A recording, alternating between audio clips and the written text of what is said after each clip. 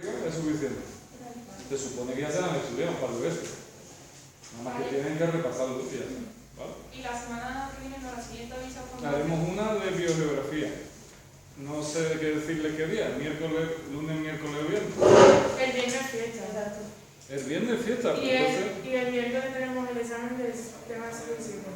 O sea, sería el lunes. Si nos ponemos así, también si tenemos examen lo podemos dejar para más adelante, ya estamos pasando. Bueno, vamos al lío. Estamos, el tema 7 es el espacio urbano y tiene 3 epígrafes. 1, el sistema de ciudades en España. 2, los ejes urbanos. Y 3, el plano y la estructura de la ciudad. Nosotros estamos en el apartado 2, que son los ejes urbanos. ¿A qué se refiere el tema con eso de ejes urbanos? Pues tenemos zonas donde tenemos una serie de ciudades alineadas que forman una especie de eje y muy conectadas entre sí. Vamos a ver cuáles son los principales ejes urbanos y pasamos al punto 3.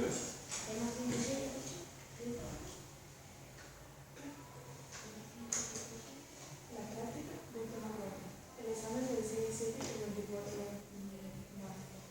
de febrero.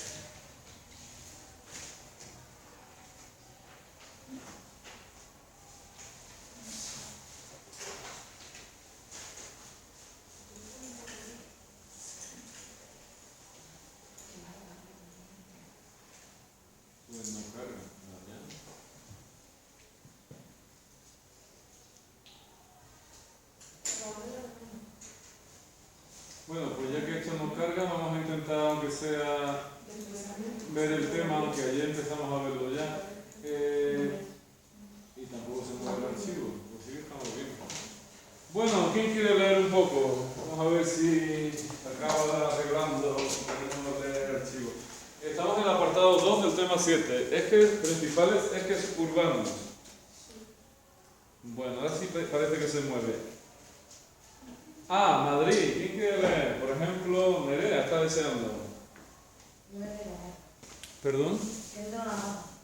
¿Y qué dijimos el otro día? ¿Que necesito usted la gafa?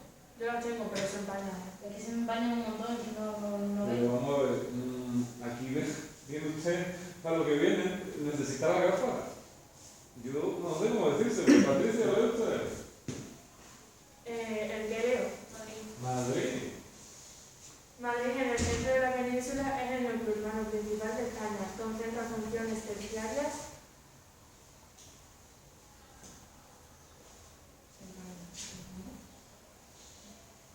avanzadas, concentra funciones terciarias avanzadas y mantiene relaciones con las ciudades de las provincias limítrofes y con las principales ciudades españolas. Vale, Madrid no constituye en sí mismo un eje urbano porque no tiene con quién constituirlo. Si ustedes se fijan, Madrid está en el centro de la península y no tiene grandes ciudades alrededor, por lo tanto no constituye un eje urbano. Pero sí es verdad que tiene conexiones muy densas y muy amplias con todas las grandes ciudades de España, ¿no? ¿Cómo son esas conexiones? Por autovías, autopistas, tren, alta velocidad, con muchas ciudades españolas, conexiones por aeropuerto, ¿de acuerdo? Pero no constituye un eje. ¿Qué sí constituye un eje? Ayer estuvimos hablando de él, el eje Atlántico Gallego. ¿Puede usted leer, Catalina? ¿Yo? Si me acerco, sí. ¿Tampoco trae gafas? Es que para... Es que yo tengo la lentilla, pero no sé dónde está el ojo. No puedo. Pues póngase gafas, ¿no tiene gafas de repuesto? No, aquí no. Yo es que aquí venimos, tienen ustedes que leer y escribir y si no traen gafas no pueden hacerlo. Patricia, lee usted. Alejandra. Alejandra, perdón.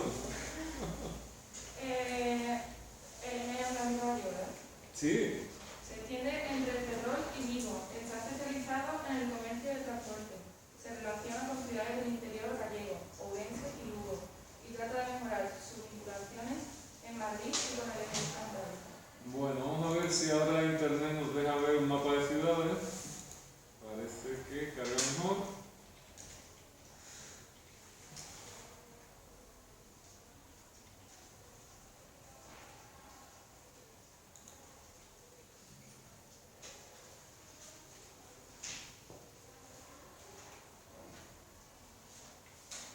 Pues va a ser que no.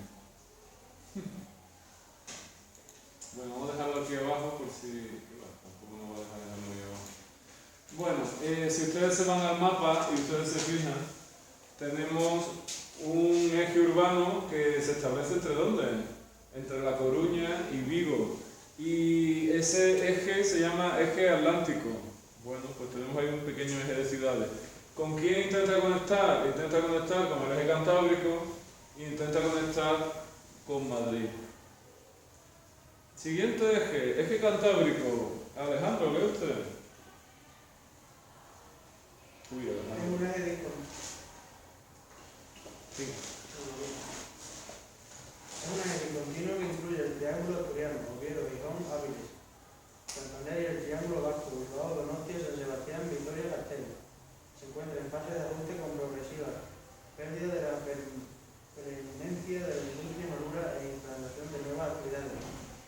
Se relaciona con ciudades próximas al interior, León, Burgos y Logroño, y trata de incrementar sus conexiones con otros ejes. Asturias con Andalucía a través de la Ruta de la Plata y el País Vasco con el eje del Ebro. Vale, tenemos otro eje de ciudades que forma un eje que se llama Cantábrico. ¿Quiénes están ahí?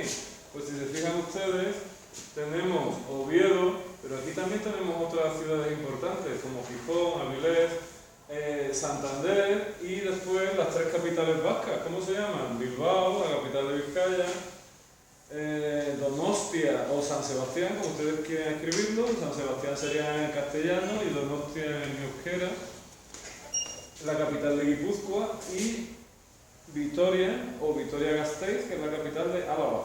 Forman un eje que se denomina eje cantábrico y que intentan conectar ¿con quién? Pues con León, con Palencia, con las provincias que están al norte de Castilla-La Mancha. Intentan conectar con el eje gallego a través de La Coruña e intentan conectar con el eje que sigue a través de Zaragoza y llega hasta Castellón por el Valle del Ebro. ¿Vale? Muy bien, eje mediterráneo. Aarón, ¿quiere usted leer un poco? Comprende desde Girona a Cartagena. Es el eje más dinámico con una industria muy diversificada y un fuerte peso de la construcción y del turismo. Conecta con los ejes del Ebro, desde Tarragona, con Madrid, a través de Albacete, con Andalucía, a través de Granada, y con Baleares, desde Valencia y Barcelona. Muy bien. ¿Qué ciudades hay en el eje mediterráneo? ¿Qué provincia es esa? Cataluña. ¿Una provincia? No se llama Cataluña. Barcelona. ¿Qué provincia es esta? Girona o Gerona. Pues la capital, ¿cuál será? ¿Cómo se llamará? Pues igual, Gerona. ¿Y esto de aquí qué es? Barcelona y su área metropolitana, todos esos núcleos que están alrededor y que forman un área metropolitana. ¿Y al sur de Barcelona qué provincia está? Tarragona, así que esos puntos serán Tarragona. ¿Y esto de aquí qué será? Castellón de la Plana. La capital se llama de la Plana, la provincia no. Castellón de la Plana. ¿Y esto de aquí qué es? Valencia y su área metropolitana. Y al sur, Alicante y Murcia. El eje mediterráneo, dice el texto, es el eje urbano más extenso, el más poblado que tiene la península ibérica, de toda España. Va desde Gerona prácticamente hasta Murcia. ¿Y qué intenta? Pues intenta conectar a través de Granada y Almería con el eje andaluz y tiene buenas conexiones con Madrid. Por ejemplo, Valencia tiene alta velocidad con Madrid. La semana pasada se inauguró un nuevo tramo de alta velocidad. ¿Dónde? En la Comunidad Valenciana también. Elche, ¿dónde está? pues a ver si podemos coger nuestro... Es que no funciona internet, si no podríamos ver un mapa de ciudades, también forma parte del eje mediterráneo, pero...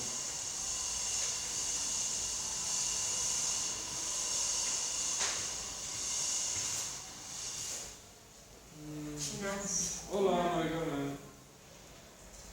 Uy, mira, ahora va a cargar. ¿O no?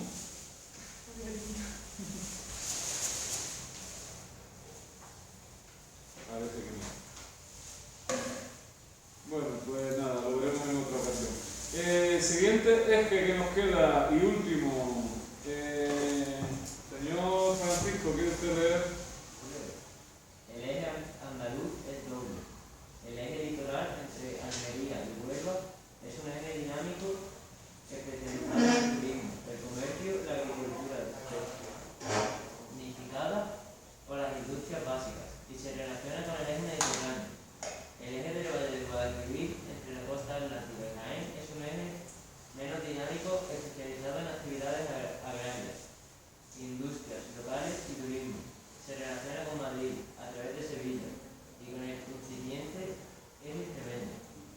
Vale, pues si pensamos en las ciudades andaluzas, el texto dice que hay como un eje doble.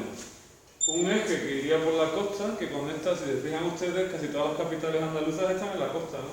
Almería, Granada no lo está, pero Málaga sí, esto sería Algeciras, Cádiz y Huelva. Habría un eje en el litoral, muy dirigido sobre todo al turismo, en Málaga y la Costa del Sol, dirigido en Almería a la agricultura de invernadero, y digamos que este sería el eje litoral. Y después tendríamos un segundo eje que iría por el Valle del Guadalquivir. ¿Qué ciudades están ahí? Pues Sevilla, Córdoba y Jaén. Y que tiene buenas conexiones con Madrid, pero bueno, ya sabemos que, por ejemplo, la alta velocidad pasa por Córdoba, llega a Sevilla y ya llega a Málaga también. Muy bien, y el resto de la península, en el interior peninsular, doña Maribel. El interior peninsular carece de ejes urbanos integrales. Predominan las pequeñas ciudades especializadas en actividades tradicionales, siendo la más destacada las capitales provinciales. No obstante, se están constituyendo ejes incipientes a lo largo de la nueva infraestructura. Vale, si nos fijamos en el interior de la península, ¿hay ejes urbanos de cierta importancia? Pues la realidad es que no. Se establecen algunos ejes a través, por ejemplo, de la Ruta de la Plata o a través del Valle del Ebro, pero en realidad no hay grandes ciudades en el interior peninsular y tampoco hay grandes ejes urbanos, ¿de acuerdo? Así que, punto 1, sistema de ciudades, visto. Punto 2, ejes urbanos, visto. Punto 3,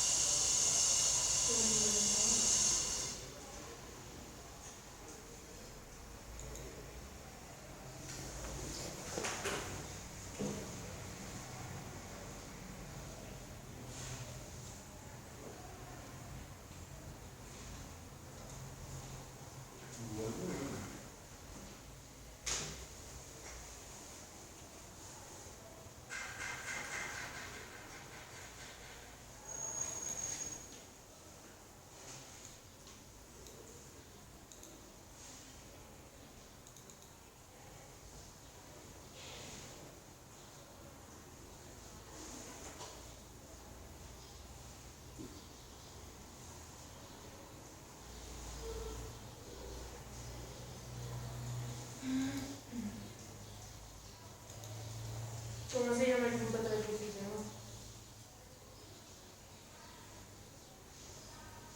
pues ahora lo vamos a ver, ¿no? Vale.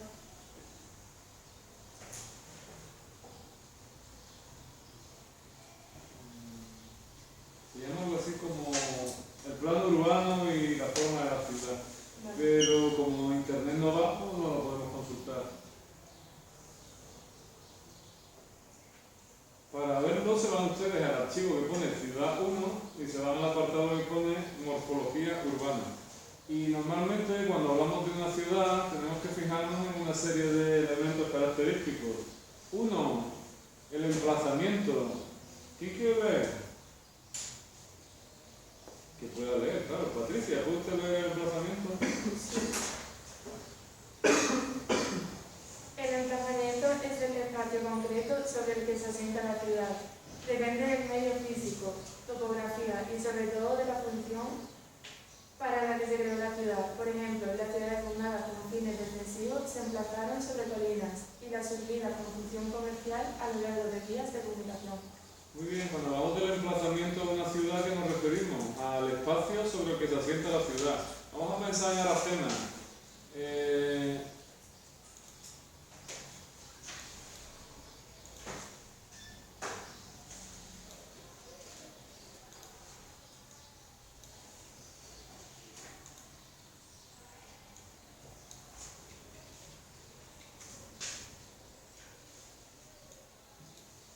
Sí, carga. Vamos a cargar. Oh, mira, ahora sí carga.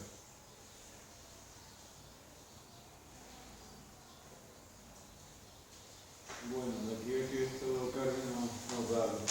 Vamos a pensar en Aracena. ¿Dónde se produjo el emplazamiento de la ciudad más antiguo? ¿Dónde nació la Aracena histórica? En el castillo. Pregunta, ¿por qué? ¿Por qué el asentamiento se origina en el castillo? Porque es el sitio más alto, pero solo por eso, por la altitud. Porque estaba más cerca de la defensa del pueblo, porque atacaban. Exacto, es un emplazamiento de carácter defensivo. Si me pongo encima de una colina, el que está arriba de la colina le resulta más fácil defender la colina que el que ataca desde la parte inferior. Aparte, si pongo una muralla, todavía le resulta más difícil, ¿no? Así que Aracena, por ejemplo, se emplaza donde se emplaza porque es un asentamiento que se produce en la Edad Media y predomina el carácter defensivo. Así que el emplazamiento es el sitio donde se asienta una ciudad y muchas veces pues depende de para qué se fundó la ciudad. Si nos fijamos, por ejemplo, yendo hacia Sevilla, vamos a pensar en algún pueblo que haya yendo hacia Sevilla. Valdeflores, ¿no? ¿Se llama Valdeflores? Valdeflores, ¿qué estructura tiene el pueblo? Es lineal y sigue la carretera. ¿Por qué? Porque se fundó, hay determinadas localidades que se fundaron en vías de comunicación, ¿no? Junto a vías de comunicación. Así que por eso muchos de ellos se encuentran ahí. O por ejemplo, vamos a pensar en Sevilla. Sevilla está junto a ¿qué? ¿Qué pasa por Sevilla? El río. Sevilla está en una zona donde hay un río, con lo cual hay agua potable, y además es el Valle de Guadalquivir, con lo cual son tierras que son buenas para la agricultura. Normalmente el emplazamiento de la ciudad se explica porque tiene algún tipo de ventaja, bien de carácter defensivo, bien porque tiene agua cerca, o bien porque son buenos terrenos para la agricultura, la ganadería, o bien porque está en una ruta de comunicación importante por la que pasan mercancías y por lo tanto es una buena fuente de riqueza. ¿Vale?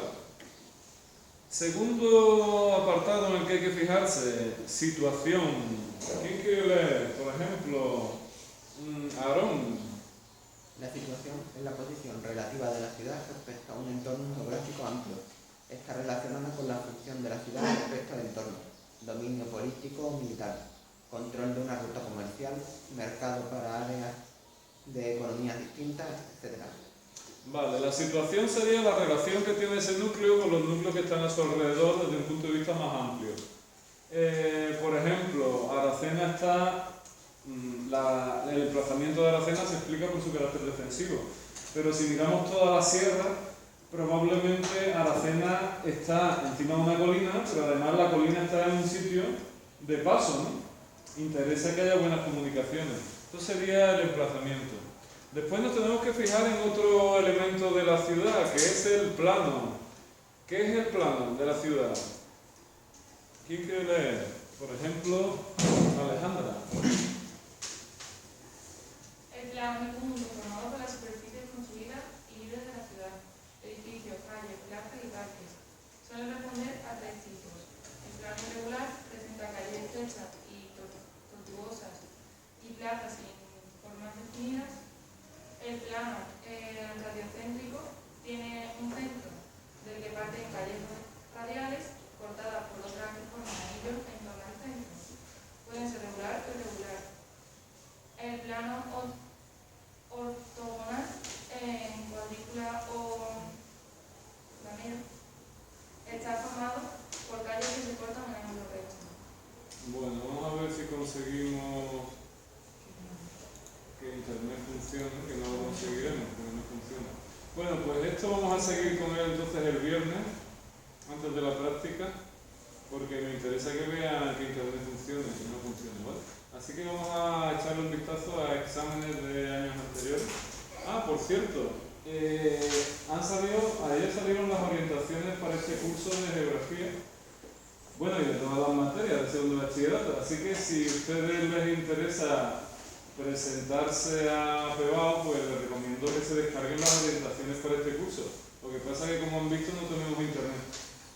Se mantiene la estructura del año pasado, en el sentido que pone una serie de conceptos y uno elige 4 a definir, ponen 2 definiciones en las que tengo que dar concepto y uno ponen 4 porque tengo que elegir 2, ponen 2 preguntas teóricas y tengo que hacer una y 2 prácticas y tengo que hacer una. Es decir, la opción A y la opción B están mezcladas y yo elijo las preguntas que quiero hacer.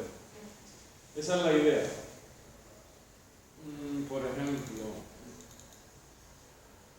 bueno, si pudiéramos descargarlo, pero no creo que vaya. Vamos a ver, por ejemplo, este examen. Este es de 2019. Venga, por ejemplo, si me toca isobara, don Javier Pena, ¿qué diría usted?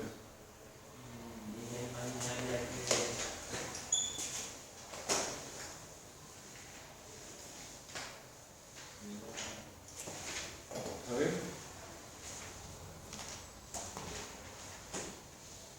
¿No? Pues ¿Qué señala la temperatura? no las temperaturas. No. Rebote, Alejandro. O son líneas con las que se unen las precipitaciones. No. Alejandra, rebote. Líneas que unen puntos de la misma presión. No, la misma presión atmosférica, muy bien. ¿Se puede añadir algo más? En un mapa del tiempo, las isobaras. Se miden son, por ejemplo, a 1013 milibares. Sí, bueno, cuando son 1013 milibares sería la presión normal, por encima de 1013 es alta presión y por debajo baja presión. Bueno, Patricia, coordenadas geográficas, qué suerte. La verdad es que no lo sé. O sea, no me acuerdo. Vale, pues rebote, Nerea. Son una línea imaginaria Sí. que señala un punto derecho.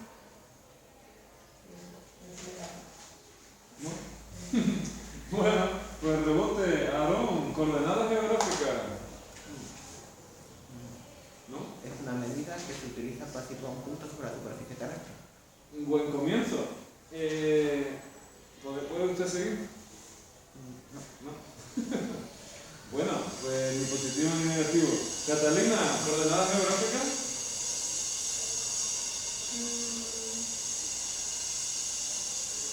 Era que medía un punto de situado medía la distancia de un punto situado de un extremo geográfico a otro. No me he enterado bien, Catalina. Que medía la distancia de un punto situado de un extremo geográfico a otro. Algo así. Bueno, las coordenadas geográficas, Aarón ha empezado bien, sirven para localizar un punto sobre la superficie terrestre. Son dos, la latitud o distancia del Ecuador y la longitud o distancia angular, el meridiano cero, el meridiano de Greenwich. Para medirlas se suelen utilizar unas líneas que son los paralelos y los meridianos. Cuando doy la coordenada geográfica de un lugar, doy la latitud y la longitud, son dos líneas que se cruzan, con lo cual me localiza exactamente un punto de la superficie terrestre.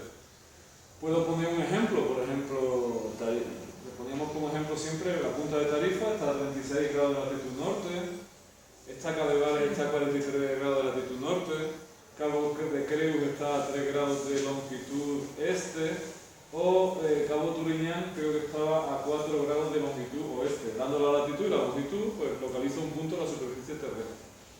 Bueno, F, esta es para Doña Maribel, qué suerte. ¿Puede usted leerla? Al terreno aluvial bajo y casi plano de la desembocadura de algunos ríos que se producen por acumulación de sedimentos depositados por el río, aunque las mareas no consiguen permear, se denomina.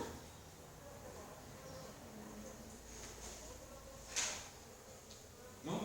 Pues seguimos, don Javier.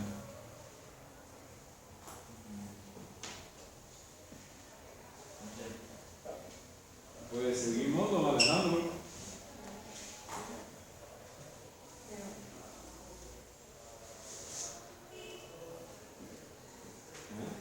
Pues, mira, lo resuelvo yo. Berta, al terreno aluvial, que está terreno de sedimento que está en la desembocadura de un río, además, delta. Javier, si te hace bien, la práctica es sobre apartamentos turísticos, pero como no hemos dado el tema del turismo, pues la dejamos.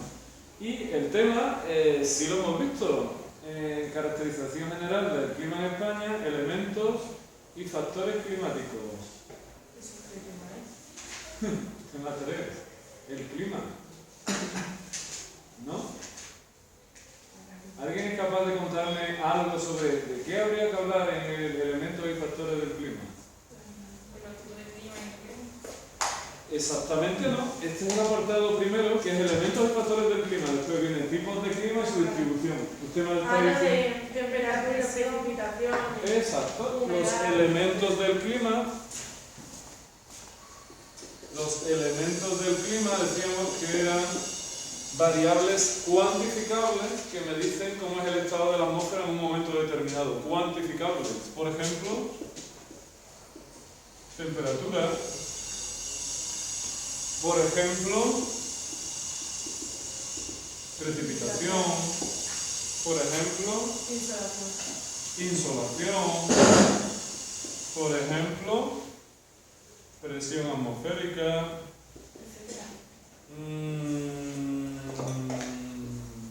Nubosidad, etc.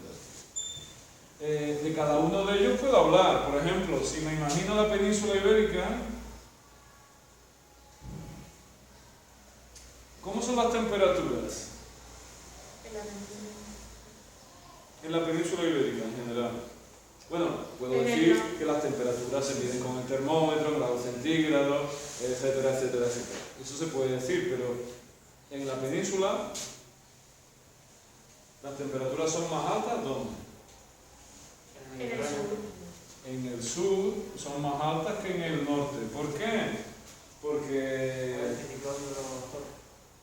temperatura y presión son dos conceptos que son independientes, no tienen nada que ver uno con otro.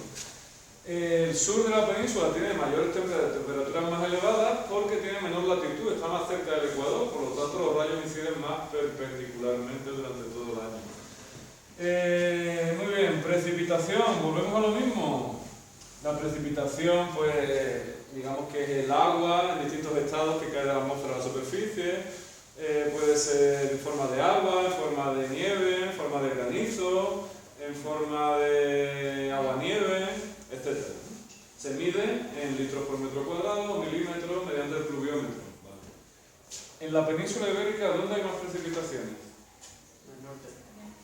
Hay más precipitaciones en el norte que en el sur y hay más precipitaciones en el oeste que en el este. ¿Por qué?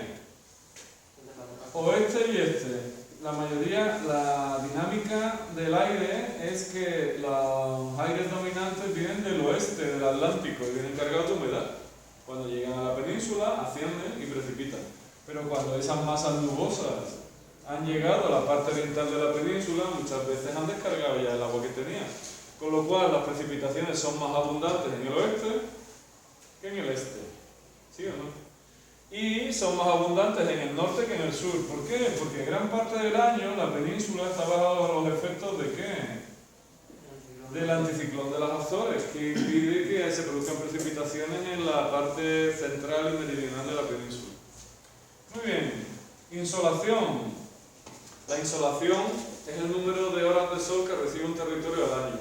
Está muy relacionada con el anticiclón. ¿Por qué? Porque ¿quién tapa el sol?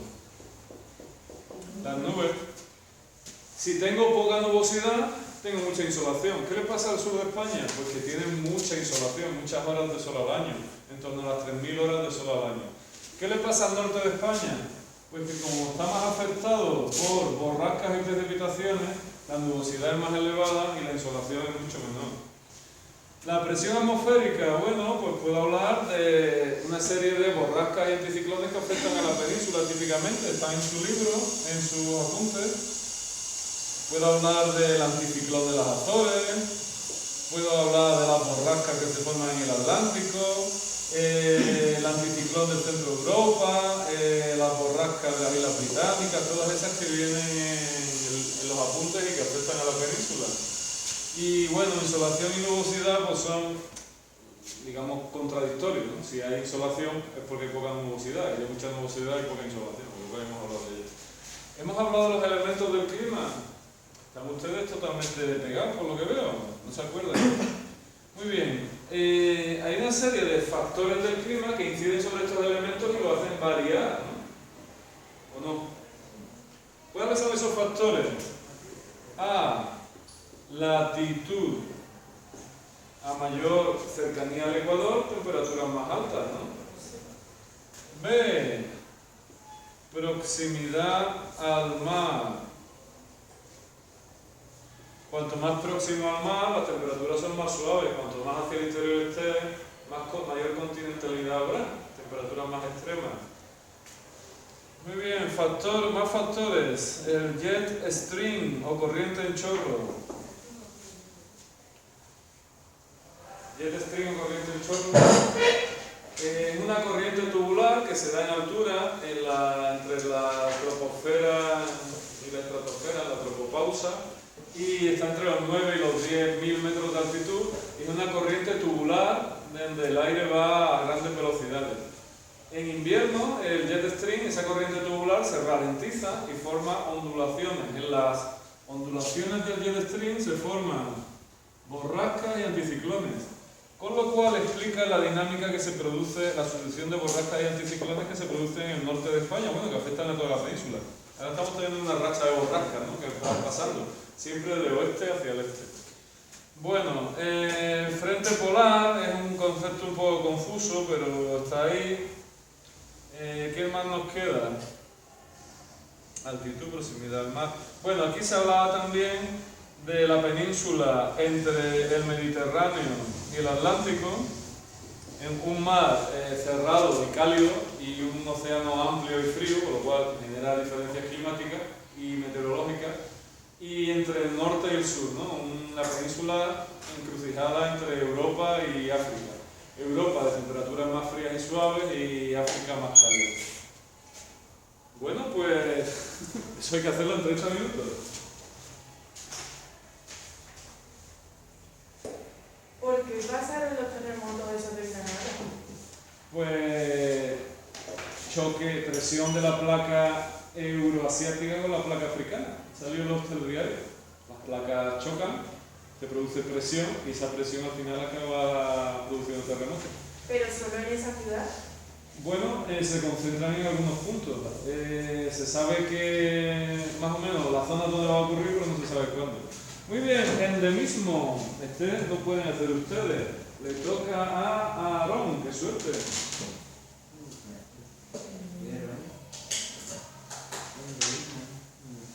¿No?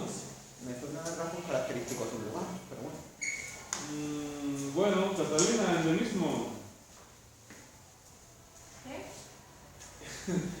El concepto de endemismo. Endemismo. Ni idea. Vale, Maribel, endemismo. No sé. Pues Marco, no está. Pues Javier, acaba de ir. Tiene suerte. Alejandro, endemismo. ¿Alguien se lo sabe? Yo, bueno, o sea, sé una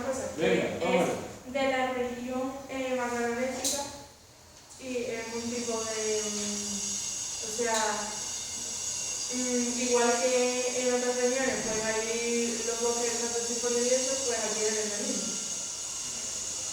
Ahí hay. Un endemismo es una especie animal o vegetal característica de un lugar concreto. Solamente se da en un lugar concreto. Por ejemplo, en Canarias hay muchos endemismos. ¿Por qué? Porque las especies han evolucionado aisladas del resto del continente. Por ejemplo, el drago canario es un endemismo, el taibal es un endemismo, en Andalucía, en el sur de España, el lince ibérico es un endemismo, no se da en el resto del mundo, se da solamente en una región determinada, ¿vale? Muy bien, la E sería para Alejandra.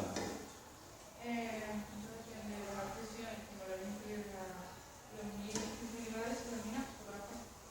Muy bien, ¿lo puedes llamar de otra manera? Aparte de borrasca. Baja presión, ¿eh? O depresión atmosférica. F es para doña Patricia, qué suerte. En la gráfica en la que se representa la población como... Hicimos una la semana pasada. Creo. No. O la anterior. Lo último que hemos hecho del tema anterior es hacer una. Doña Patricia, doña Nerea, No se me viene el nombre. doña Catalina. ¿Me puedes leer? La gráfica en la que se representa la población de un país, ciudad, punto suspensivo, por grupo de edad y sexo se conoce con el nombre de... Una gráfica que representa la población por grupos de sexo y edad. O... ¿Alguien lo sabe? Pirámide demográfica. Pirámide demográfica o pirámide de población. Seguimos. Están ustedes bien pegados. Mira, esta práctica es de los dominios litológicos, silicio, calcáreo, arcilloso, volcánico. Vamos a ver las preguntas, porque en teoría deberíamos ser capaces de hacerlas. Describa el ámbito de implantación de cada uno de ellos, aludiendo a las principales unidades de relieve y sistemas montañosos que comprenden, ¿vale? Que describan los principales dominios litológicos de la península ibérica. Viendo el mapa. ¿Quién es capaz? Esto lo hemos visto en el tema 1, en la introducción, ¿no? O en el tema 2, no sé, creo que en la introducción. Venga, ¿quién es capaz de hacerlo? ¿Qué pregunta? Describa el ámbito de implantación de los distintos dominios litológicos, aludiendo a las principales unidades de relieve y sistemas montañosos que comprenden. Describa los principales dominios litológicos de la península con este mapa.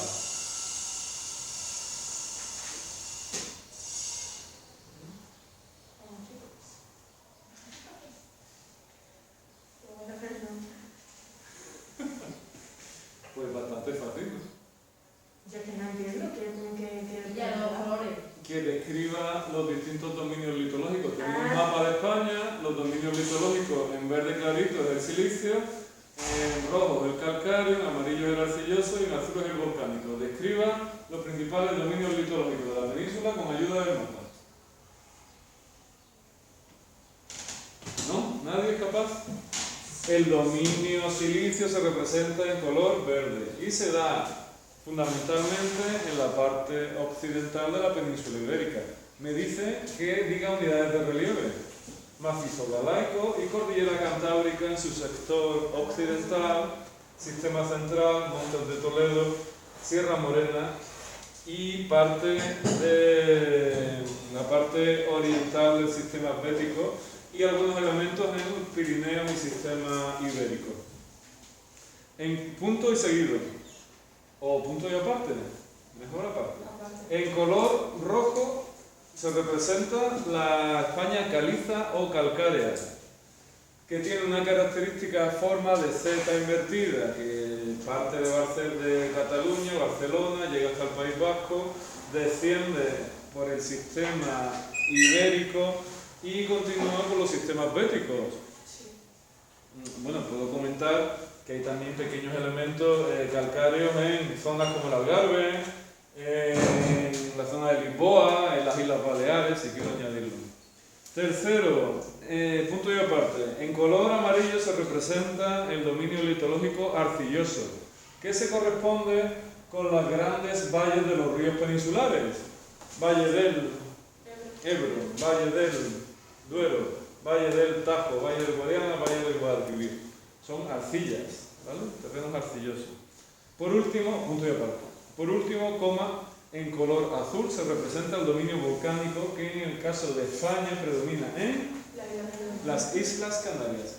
Hay pequeños efectos, pequeñas manifestaciones volcánicas en Almería, en Murcia y en Cataluña, pero muy puntuales y muy pequeños.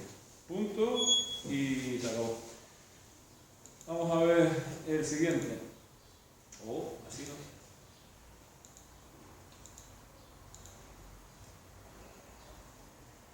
Indique el nombre de las 5 provincias que tienen mayor implantación en cada uno de ellos. Diga 5 provincias que tienen claramente un tipo de dominio. Por ejemplo, dominio silíceo. 5 provincias que son claramente silíceas. La Coruña, una. Son 5 provincias. Orense. Pontevedra. León. ¿Son 5? Asturias o Cantabria, vale. Venga, calcáreo, 5 provincias calcáreas.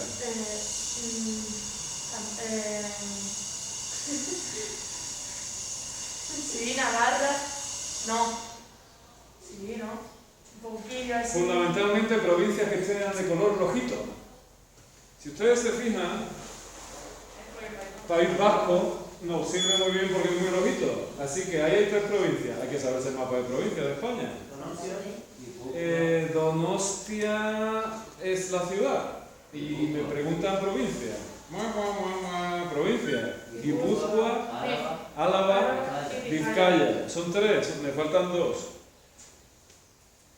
Pues Castellón de la Plata. Castellón, Valencia, ya serían 5. Las Baleares, podríamos decir también que es calcárea. Vale, ya salió 5. 5 arcillosas. Tengo el mapa provincial aquí, me tengo que saber las provincias. Valencia, Huelva es fundamentalmente verdecita, no me vale como arcillosa. Burgos, Palencia, vale. Valladolid. Madrid mayoritariamente, pero no del todo. Oye, y aquí está por qué no. Eso es Huesca, no Pero la cosa un poquillo. Lérida mayoritariamente. Tiene también parte de otros elementos. Y bueno, Canarias, pues de litología volcánica, lo lamentamos mucho, pero solamente hay 2 provincias mayoritariamente volcánicas: Las Palmas de Gran Canaria y Santa Cruz de Tenerife. Hay presencia de pequeños elementos volcánicos, como ya hemos dicho, en Almería, en Murcia y en Gerona. A lo mejor se refiere a eso. ¿Lo hemos hecho o no? Sí. Claro. Explique el origen geológico del dominio calizo.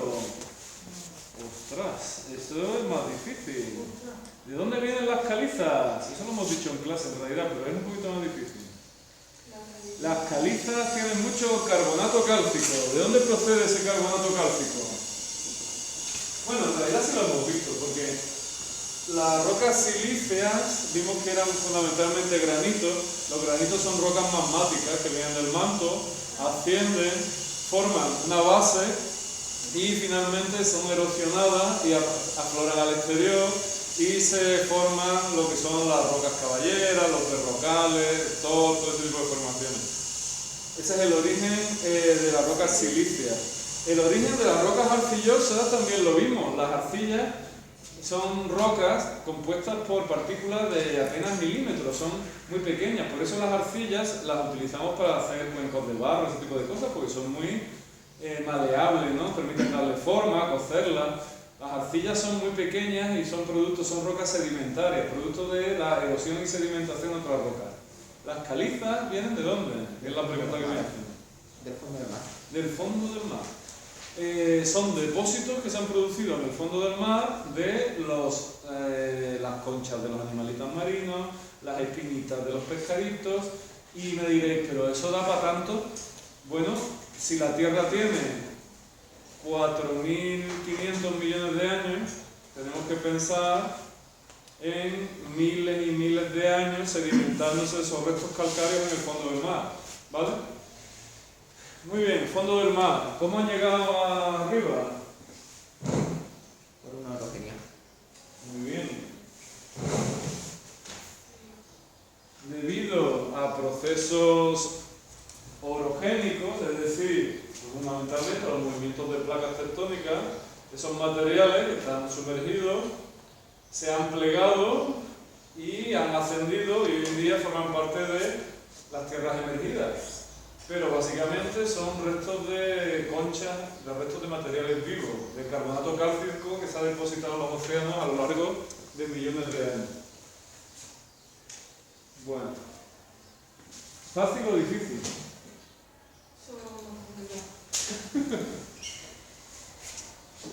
El tema, la industria en España, no lo hemos dado.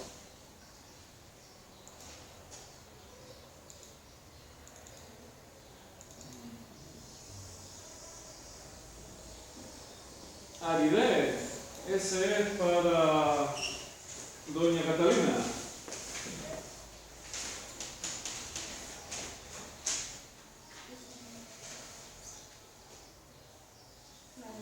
La aridez era que en un sitio, en un lugar concreto, se produce un clima árido, es decir, que durante mucho tiempo no hay precipitaciones, ni humedad, y se vuelve un territorio muy caluroso, una temperatura. Vale, cuando las precipitaciones son escasas y las temperaturas son altas, se produce un fenómeno que es la aridez. En el tema del clima hemos visto que hay autores que han creado índices de aridez, por ejemplo, ¿cuál hemos usado en clase? El índice de aridez de Gaussian, en el cual los climogramas se representan cuando las precipitaciones son el doble de la temperatura. Se dice que el climograma está realizado mediante el índice de aridez de Gaussian y nos permite ver claramente de un vistazo los meses áridos y los meses que no son áridos. Muy bien, crecimiento natural de la población, doña Catalina, ya para conseguir el positivo, venga. Crecimiento natural de la población. Sí, señora. Definición de eso. Es un concepto.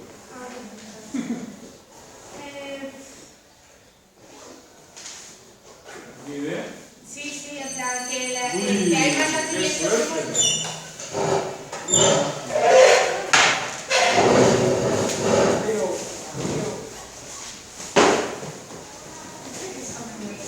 Pero